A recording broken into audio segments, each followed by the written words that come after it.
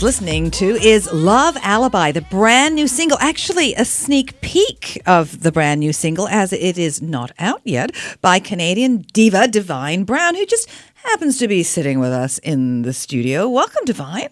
Thank you very much. It's so good to be here. Tell us about this song.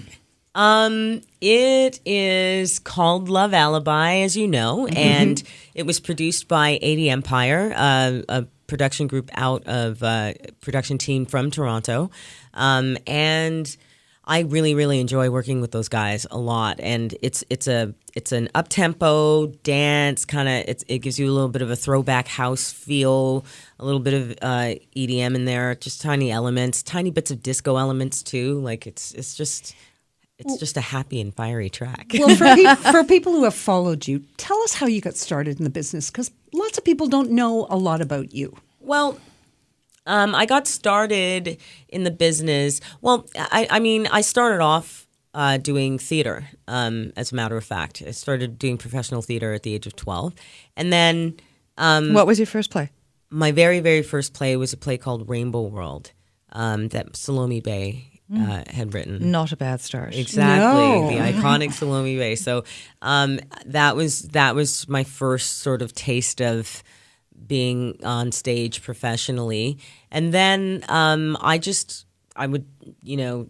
loved music, so I figured I wanted to get into the trenches and just perform with different styles of music, different types of groups, doing the nightclub scene until I had the opportunity to work with Chris Smith Management in I think I linked with him, that management company, in about 2003, and worked away at becoming a recording artist in 2005. So when did you figure out, or when did somebody tell you that you had that rare gift of a 5-octave range? The very first time I heard that, I was about 15 or 16 years old, and I had no idea what the vocal coach was talking about. See, when we were doing vocal exercises, he would say, okay, go higher, go higher. Ooh, ooh. And then my voice would do this flip. So I had a, what vocalists call it is a break. And you have different breaks. You can have a break between your chest and your middle register. Most singers find that they have a break between their mid and head register, and then finding how to mix both to get a belting sound. Anyway, so I had this break, and I didn't understand that I actually. That it was actually extension. When he said you have from here and then from here beyond, I was like, I don't understand what you're talking about. I just thought I was messing up. So it didn't register. Then Mariah Carey came out, and I kept thinking, I can do that. And I tried, and I sounded like a squealing pig for a long time, and until I laughed out loud one day, and then I said. Oh, okay. There it is. There it is. That's what he was talking about. And I kind of pieced it together later on. Do you find you have to look after your voice more because of that range? I'm going to be honest with you. Like, I don't know a lot of, not that everyone is like this, but some singers are very like, I'm going to pamper my voice. I need to rap. And I'm actually not like that, unless I'm sick. But I think what I have found interesting is that over the phases of my career, my voice has matured and essentially changed, but those changes happen in a way that make everything smoother, if that makes any sense. So, for instance, all of a sudden that break that I had between my head and my superhead register completely disappeared. So what I find now, though, is that I have to warm up a lot more, I think. before I have to be very conscious of that. It's like, when you were younger and you would just go to the gym. At the age of 20, you could just go to the gym and just like, Now it and takes be 3 days to yeah, recover. and now and you'd be fine the next day or a little sore, but you recover quickly, or you don't have to warm up as much. Now it's like, okay, let me take my time and be gingerly. Okay, Old School Love, Sunglasses, a huge hit in 2010, reached number 15 on the Billboard dance charts, radio everywhere. Yeah. Where have you been for a while? Where have I been? Yeah, because we missed you. I've been recording, but just nothing was coming out. So one of those situations, and then I got really tired of that and said, I just need to become an independent artist so that I can do what I want to do and not have to deal with the corporate infrastructure and the corporate invasion of the creativity that inhibits my ability to do and tell the stories that I want to tell. Well, the music industry has changed everywhere. Tremendously, yeah. And how have you noticed it changing in Toronto, for example? Or Canada, generally?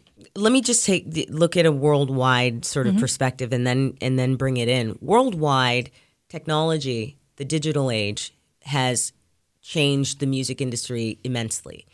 It has changed the way that labels look at how to market or make money off of artists. It's changed the scope of everything in that sense, because unless you're old school, digital like physical copies are not as important, or have been deemed not as important. Vinyl's coming back. It is. Well, you know what? I don't think vinyl will ever really disappear. I think there will always be an incredibly nostalgic thing about a physical copy of being able to look at a tangible recording and say, oh my gosh, and have a physical cover that you can hang on your wall. It's very difficult to do that digitally unless you go to your go to your computer and print it off. It's not the same though. It's not the same printing off the cover as opposed to having the physical copy. And plus, it looks great on people's walls. My niece has vinyl. She's decorated her whole room with vinyl, and it looks fantastic. I'm like, look at you with your little old school self. So from that perspective, it's changed, and it has made record companies become very just trying to figure out how to adjust. Essentially, in Canada, and how it affects artists. Well, at least being a Canadian and how it has affected me, it's just there's this whole war with private levying copies, that being whether that's going to be on the outs, which it basically is. There's just, that's the bad side of that is how record companies have shifted their thinking in terms of going 360 deals versus the way that, just the way that deals were designed before, where they want a piece of everything, merchandising, publishing, everything to make back what they invest. The flip side of that is when you have an incredible amount of power because of how the digital age works and how social media works and how you can really utilize that to the nth degree to sell your product. It really gives the independent artist a lot of power, and essentially artists are taking their power back. Okay, and speaking of selling your product, when is the new album available, and tell everybody where to get it? The new single is available on iTunes for pre-buy November 1st and available for full purchase November 4th. Very exciting stuff. Very, very exciting, yeah. Can't we wait to hear the end of it? We were only allowed to tease a little bit. I really appreciate that. Well, thank you so much for joining us, Divine, another Canadian gem that we love to promote. We wish you all the best, and do come back and see us anytime. Absolutely. Anytime. Thank you, Christine. This is What She Said on The Jewel. Stay with us. She might just